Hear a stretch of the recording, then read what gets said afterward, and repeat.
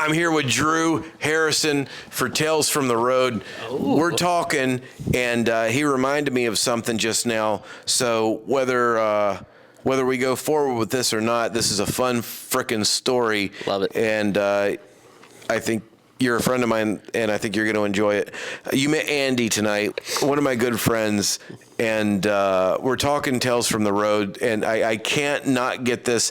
Even if this goes no further than me and you, this is something that needs to be chronicled so that if I ever end up in jail, this can go into my biography. I like it. We're doing barrel picks, and this isn't a comedy story. This is a whiskey story, and we're doing barrel picks in Louisville, Kentucky, and we're doing an Old Forester barrel pick. An Old Forester barrel pick, you're generally picking between 125 and 135 proof whiskey. So when you've been doing that, you find yourself in a state. I was about to say, you don't have to partake too much in that. No, It'll sneak up on you. Because I remember we were the idiots generation that loved Bacardi 151. That's right. And Everclear and all the things, and they were the extreme scenario. Side note, just for me and you, remind me to show you a picture of a video of a kid that tried Everclear for the first time straight. Oh. Like a kid or like a... Well, he's like 21. Okay. But he's that generation that doesn't understand Everclear. Like, he says, like, grain alcohol. And someone our age is, like, behind it, like, also in the video being like, you're going to learn today, bro. It's like watching kids get a landline phone call. Like, what is that? What's going on? Yeah. There's a cord? See, I can imagine don't have to drink too much of that. No, and we picked a wonderful barrel, and we go back to the hotel, and when you're drinking 131 proof, there's like that thing where like your brain says sit down, and your legs say let's go explore the hotel. So you're literally walking around just not there. Almost in the freaking clothes I'm in right now, just your barrel picking clothes, and I get to the back of the hotel and I see this ballroom and I see a bunch of people in the ballroom and I'm like, I like people. Let's go on in. So I go in and I see... They're usually open to the public. You know, it's like a gigantic ballroom and there's a bunch of people in there. And I see an open bar. I love an open bar. Of course. So let's just keep going. So I get to the open bar. I order myself a drink. I see a lady. She's got a diamond around her neck that's the size of like a doorknob, like my annual salary. Yeah. She's got a necklace of my life's dreams around her neck. Yeah. And I'm like, all right, I like that too. Let's start talking to her. So I start talking to her, and next thing you know, this dude that looks like a step away from the Secret Service, like the dollar store version of the Secret Service. Like, he's got the black... Did he have the earpiece? Yeah, he's got the... That's all I care about is the earpiece. The only difference was his suit wasn't pressed. Okay. It was like, he's got the black suit and he's got the black tie. He took it straight out of the bag. But yeah. It was the Men's Warehouse version of the outfit. And he's like, you are not supposed to be here. And I put my drink down and I was like, all right, guys, I gotta go. And he escorted me out. And I figured as I left, I saw name tags on a table, and I figured it was because I didn't have a name tag.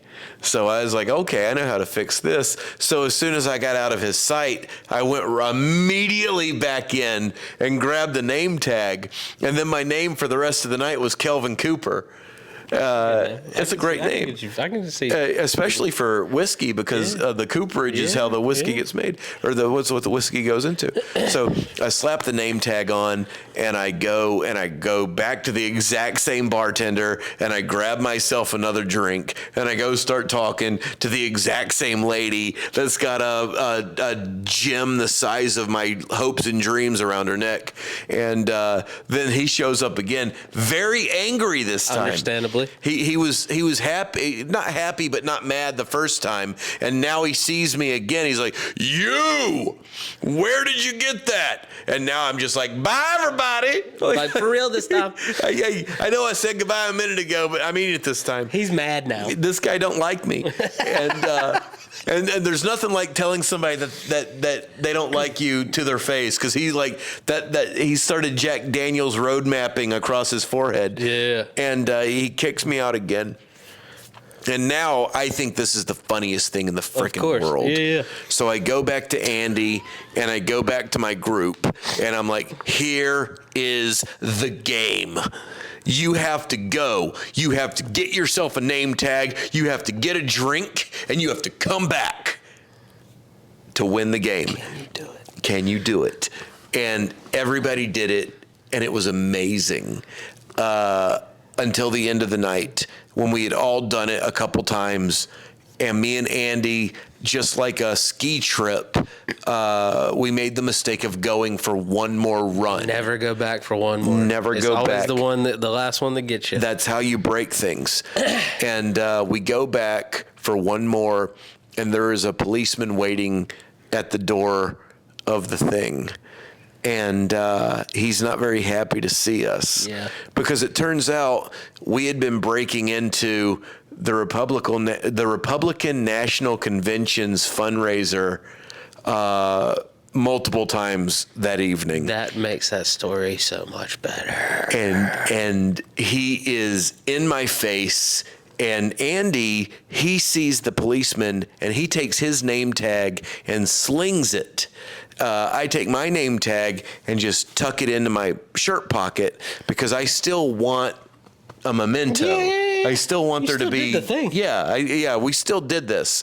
So this guy's in my face just yelling at me, and he's like, "You're going to jail."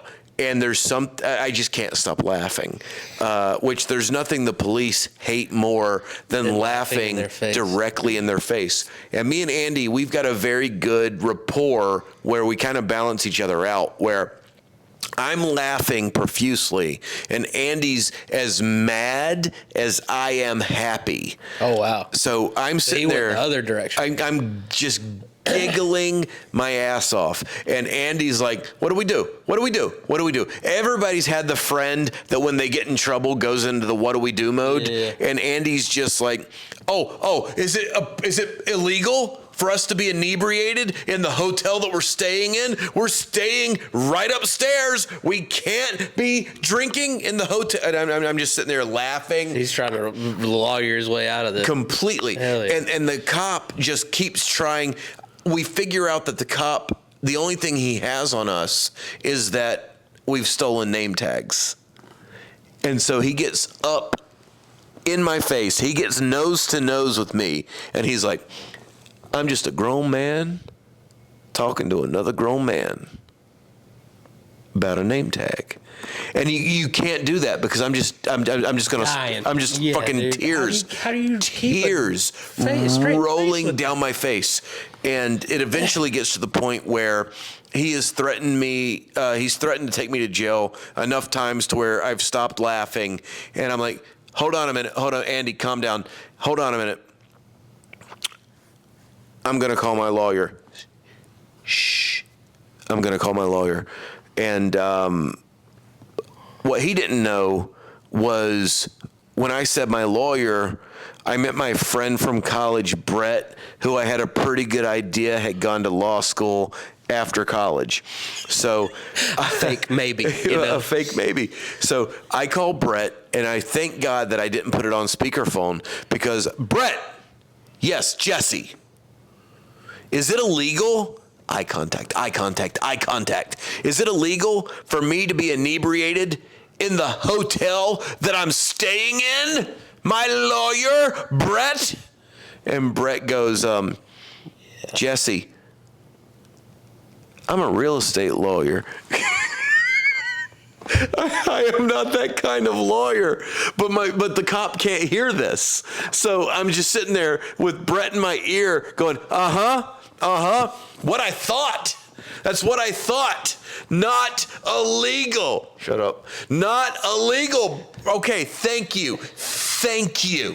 So I get off the phone with Brett, and the cop oh my God, like the most begrudging, like he thought he was taking us if he wasn't taking us to jail, he at least got to hit us. Yeah. Like I'm gonna take your kneecap out. I will at least hurt you forever. And he begrudging said I us. could do it. Yeah, it's in the law. It's in the law. The Republicans said it was cool. Yeah, oh my God, yes. There was a girl in a red dress that was like, what's the movie where you can shoot him if he does that again? Good God. So, Yeah, they weren't gonna have your back. no, at all. no. So the entire situation dissolves. The cop lets us go. I get back out into the street and I call my wife to let her know of because I'm excited about this. Right. I think this in is your mind, this isn't gonna upset her at all. well, in my comic mind, I'm like, I just got a bit. Like, this is amazing. I call my wife, who I've known as long as I've known Brett, and I call her up and I'm like, honey, this is what's just happened. I walk her through the entire thing. We get to the part where I call Brett, and I tell her I call Brett, and she goes, isn't Brett a real estate lawyer? You could have told me before I called him. And scene.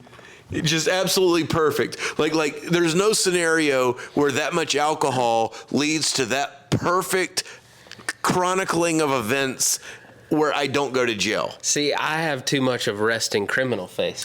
That I wouldn't have gotten in a second time. Oh, that's always been the difference Yeah, between yeah. like people immediately distrust you, Yeah. and they immediately. And now that we know each other, I'm one of their own. who should they not trust the most? Me. Exactly. Me. Exactly. You're like the nicest person I've ever met, Exactly. and I somehow always end up in handcuffs. That is the gray hair. My wife didn't believe it until she finally saw Until she saw it in full action. She saw how nice a cop talked to her and then flipped on me. And I didn't even do anything. I've never understood it. I've seen it in execution, and I've never understood how you can be as nice to the cop. You can It be almost infuriates them more when you're nice. 1,000%.